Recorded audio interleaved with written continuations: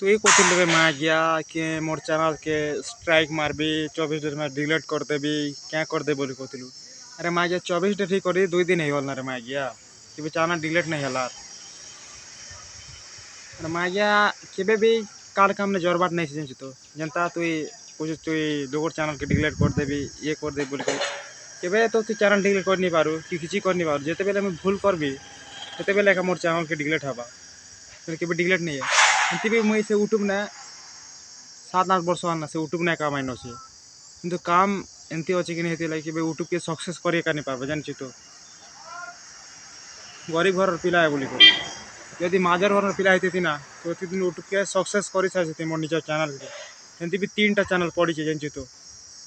video ही post नहीं करवा तो नहीं सब्सक्राइबर 2 महीना ने का केते सब्सक्राइबर हो जाता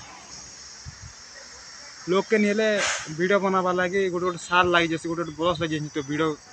चैनल कि चैनल के 100 सब्सक्राइबर करवा लगी बरस बरस लगी 100टा सब्सक्राइबर तू एमती करदेबू मेसेज करदेबू डिलीट करदेबी क्या करदे बोली कर भाई केबे भी एमती करवाटा नहीं जानी तो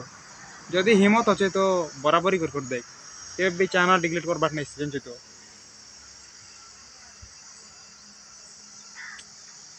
तोर एंता माँ गया लोग केबे नहीं देखते जानी तो माँ अच्छे एंता काम कर